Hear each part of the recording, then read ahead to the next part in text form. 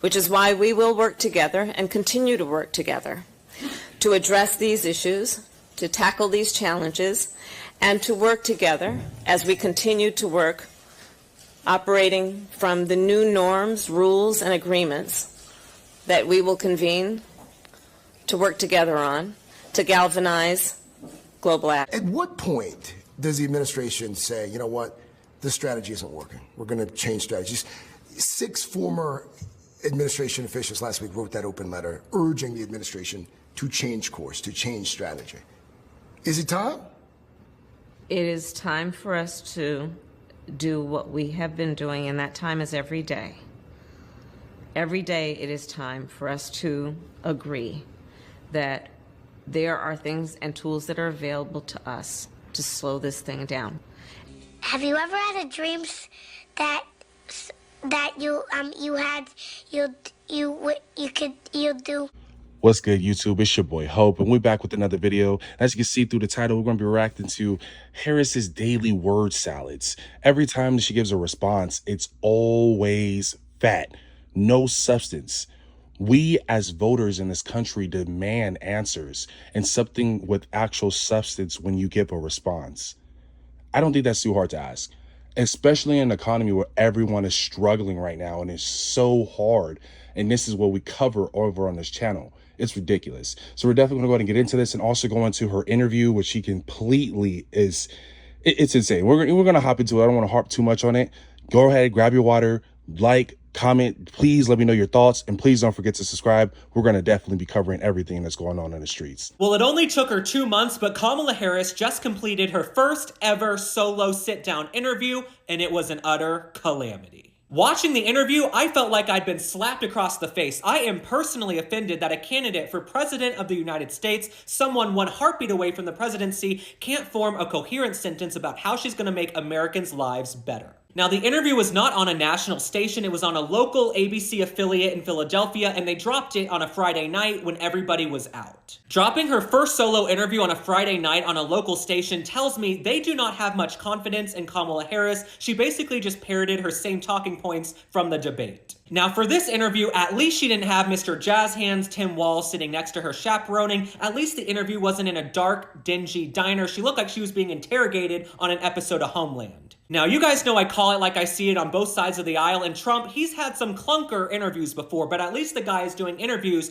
almost every single day. Let me put things in perspective. Joe Biden dropped out of the race on July 21st. That was 54 days ago. It took Kamala Harris 54 days to do a sit-down, 10-minute interview on a local ABC affiliate in Philadelphia. Malarkey. Now, in the actual interview, Kamala Harris was given very easy layup questions like, how are you going to make life more affordable for the average American? Instead of just giving an answer, Kamala goes on a long, rambling diatribe about how she grew up a middle-class girl in a neighborhood where people were proud of their lawns. Kamala, just give us 1 or 2 specifics. How are you going to make our lives better? Well, I'll start with this. I grew up a middle-class kid. My mother raised my sister and me. She worked very hard. She was able to finally save up enough money to buy our first house when I was a teenager. I grew up in a community of hardworking people, you know, construction workers and nurses and teachers. And I try to explain to some people who may not have had the same experience, you know, but a lot of people will relate to this. You know, I grew up in a neighborhood of folks who were very proud of their lawn, you know, and the fact that Kamala Harris can't come up with one way she's going to make our lives better, she starts telling us how her lawn looked as a child. I don't care about your lawn. I don't care if the carpet matches the drapes. I don't give a rat's ass. Tell me how you're gonna make things more affordable. One thing I will say after watching the interview, if being president doesn't work out for Kamala Harris, maybe she can do advertisements for Xanax, because the way she was talking, my lawn was really well kempt as a...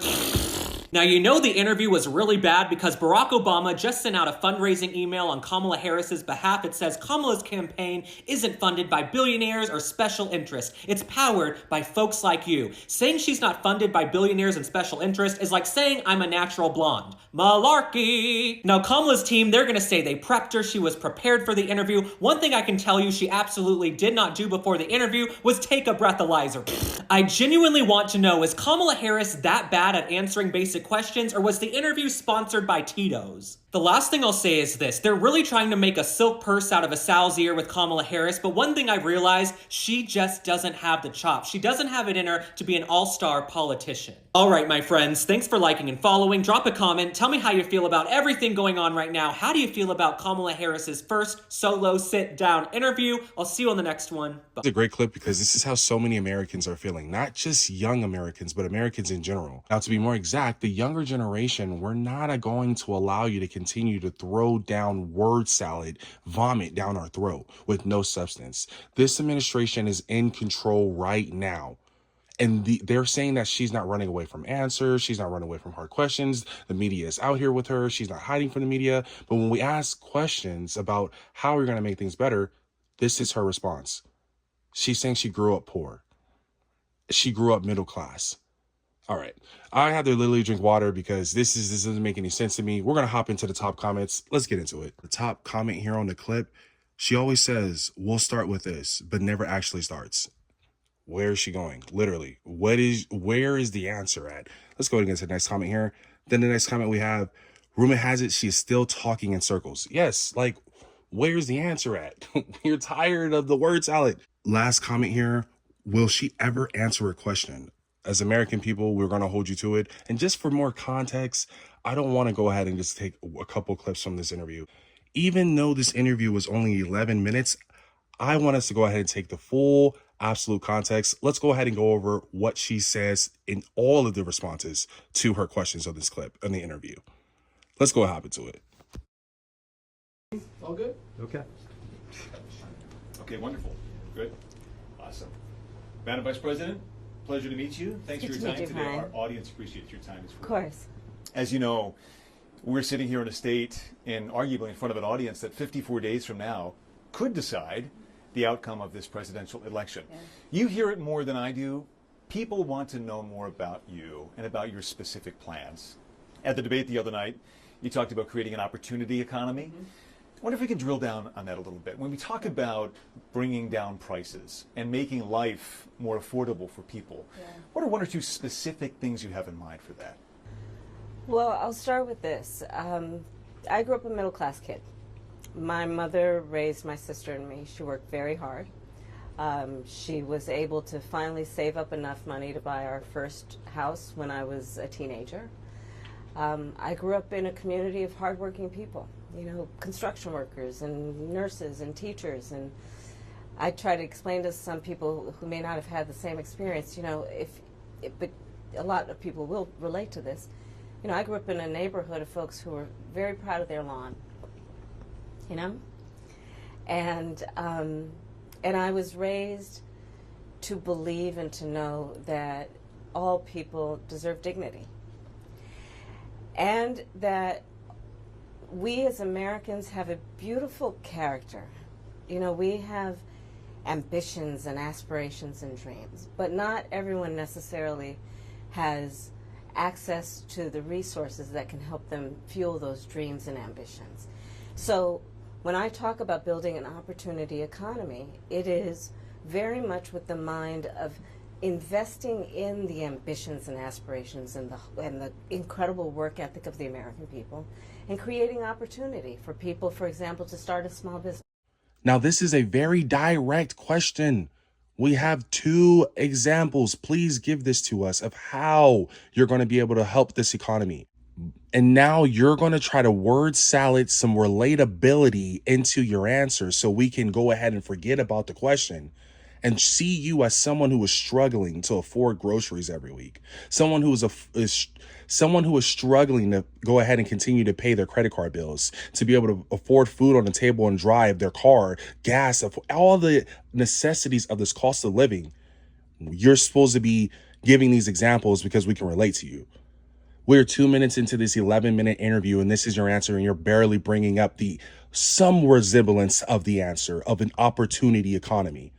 This is the frustration that we're talking about. But let's go and hop back into it because, we got to get the full substance of this. She's going to give us some meat eventually, right? My mother, worked long hours, and our neighbor helped raise us. We used to call her, I still call her, our second mother.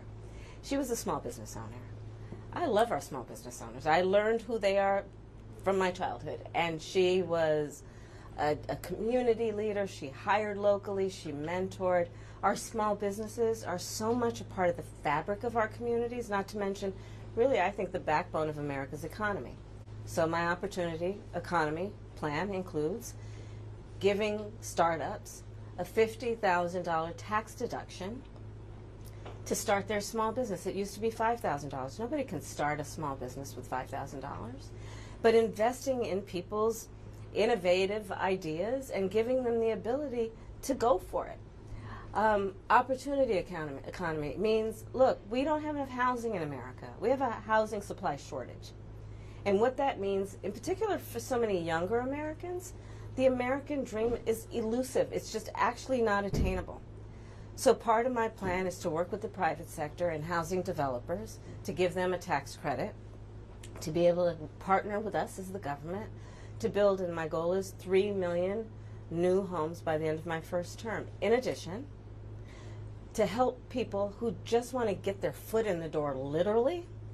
And so giving first-time home buyers a $25,000 down payment assistance to be able to just get in the door, and then they will do the work that they need to do to save and to pay that mortgage and to build wealth for themselves and their family.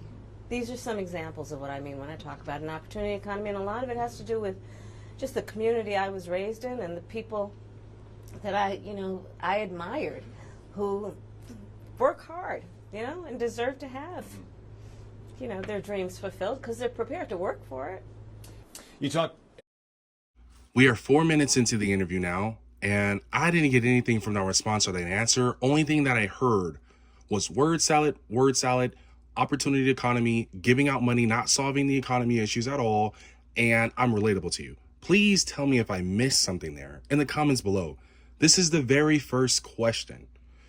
We still have 2 other questions to go in this 11-minute interview, but surely this is just the beginning. So she's just warming up. She's going to give us some more substance. Solve the answers. That's what we need. You talked at the debate and at previous appearances about turning the page on the past. And in fact, here today in Johnstown, you're talking about a new way forward. Yeah. I think some people have a question, given maybe your current role as Vice President of the United States, how different you are from Joe Biden. And so I wonder if there are 1 or 2 spots, policy areas or approaches where you would say, I'm a different person. Well, I'm obviously not Joe Biden. And, I offer a new generation of leadership. And so, for example, thinking about developing and creating an opportunity economy where it's about investing in areas that really need a lot of work, and maybe focusing on, again, the aspirations and the dreams, but also just recognizing that at this moment in time, some of the stuff we could take for granted years ago, we can't take for granted anymore. For example, another plan that I have that is a new approach is to expand the child tax credit to $6,000 for young families for the first year of their child's life, because that is obviously a very critical stage of development of a child. And a lot of young parents need the help to buy a car seat or a crib or clothes for their kids. And so my approach is about new ideas, new policies that are directed at the current moment. And also, to be very honest with you, my focus is very much in what we need to do over the next 10, 20 years to catch up to the 21st century around, again, capacity, but also challenges. How are you different from Joe Biden? I'm a younger person. I have a younger generation, more energy, more vigor for me. But we're exactly the same. No difference. I'm just younger. And I have a more younger spirit and energy. And hey, 20, 30 years I'm thinking about. And right now. Can Joe Biden do that? I don't think so. I don't think Joe Biden can think 20 years from now of what the American people need, while I can, and actively looking the present as well. I'm Kamala Harris. I have the answers. This is the response that we got to that answer. And there was no, what's even worse is there's no follow-up. What did she just say? And we're just going to casually go on to the next question. The frustration. Okay, let's get into the next question here. crime and public safety are two major issues right at the forefront of voters' minds. In Philadelphia as well, where crime is a significant issue. When we talk about crime, the conversation turns to gun safety as well. And I think you actually probably caught a lot of people off guard, maybe a bit by surprise in the debate the other night when you mentioned that you are a gun owner. I know you said it in 2019 as well. I want to talk about your values on this issue. When it comes to gun ownership, where do you draw the line in America on gun ownership and gun use? Well, like you said, Brian, I am a gun owner, and Tim Walz, my running mate, is also a gun owner. We're not taking anybody's guns away. I support the Second Amendment, and I support reasonable gun safety laws. Part of my approach to this is I was a career prosecutor for most of my career. I have personally prosecuted homicide cases. I have personally looked at autopsies. I have personally seen what assault weapons do to the human body. And so I feel very strongly that it is consistent with the Second Amendment and your right to own a gun to also say we need an assault weapons ban. Now, this response absolutely took me out. I don't know how many of you really believe she's a gun owner. It's hilarious. Her Secret Service is gun owners for sure. But her, it's funny. She literally said, I'm not for banning guns or taking away anybody's guns. I'm a gun owner. And then her last sentence here is literally saying that we're going to take away guns, ban guns. This is the word salad talking in circles, things that we cannot stand anymore. And it's annoying. Stop gaslighting. Please, what are you trying to do? Oh, well, I guess we know. You're trying to take away guns. They're literally tools of war. They were literally designed to kill a lot of human beings quickly. I say we need universal background checks. The majority of NRA members support that. Why? Because it's just reasonable. You just might want to know before someone can buy a lethal weapon if they've been found by a court to be a danger to themselves or others. You just might want to know. Two final questions, if I might. Sure. On the appeal of the man you were running against, as you drove here today, you likely saw a lot of Trump signs. Mm-hmm. He has an historic appeal in this country. And as you are someone running against him and trying to understand that, I wonder how you distill it. What do you understand his appeal to be? And how do you speak to his voters? Or maybe people who just share his values but are open to something else? I, based on experience and a lived experience, no. In my heart, I know, in my soul, I know that the vast majority of us as Americans have so much more in common than what separates us. And I also believe that I am accurate in knowing that most Americans want a leader who brings us together as Americans and not someone who professes to be a leader who is trying to have us point our fingers at each other. I think people are exhausted with that approach, to be honest with you. I think people want a leader who has common sense and tries to find common ground. I'm supported by over 200 Republicans who worked for both Presidents Bush, John McCain, and Mitt Romney. I'm supported by the former Vice President Dick Cheney, former Congress member Liz Cheney. And I think people are more willing now, in light of the hate and division that we see coming out of Donald Trump, to say, hey, let's put country first. And I think that just makes us stronger and more healthy as a country. To say, look, we can all debate our differences around, various policies, but let's stop with the division. Like, enough of that. Let's bring everybody together. And finally, as you introduce yourself to America in a new way, they've heard much of your story at the Democratic National Convention and in that debate earlier this week. If there's one thing that you wish Americans knew about who Kamala Harris is that you don't think they know yet, what would that be? I don't know. I mean, probably it's not very different from anybody watching right now. I love my family. One of my favorite things that I lately have not been able to do is Sunday family dinner. I love to cook. I have incredible friends. My best friend from kindergarten is still my best friend. I think that, I mean, I have a career that really, and I said it the other day, you know, as a career prosecutor, I never asked a victim of crime, were they a Republican or a Democrat. The only thing I ever asked them is, are you okay? And I think that's the approach that most Americans want, regardless of who they voted for in the last election, in terms of turning the page and charting the way forward. I imagine you're looking. This is the strategy that she's running with. It's very frustrating. Word salad, gaslighting. You don't know what you're talking about. I'm relatable. I'm here for the people. They're all division. I have no answers. It's just word salad in circles, but I will make you feel good. Didn't I make you feel good? Yeah. I'm not going to harp too much on this. We can all see. And please, just, am I missing something? Just leave the comments down below and explain this. Maybe I can be eating too fast and I'm not getting enough meat and I'm just getting a lot of fat. If someone can please explain this to me, please do. I'm open to more discourse. But other than that, it's your boy Hope. Thank you guys for hanging with me. Stay tuned for the next episode. I'm going to go ahead and link up this next video here so you can stay laced up with what's going on in the economy. It's your boy, and I'll see you on the next video.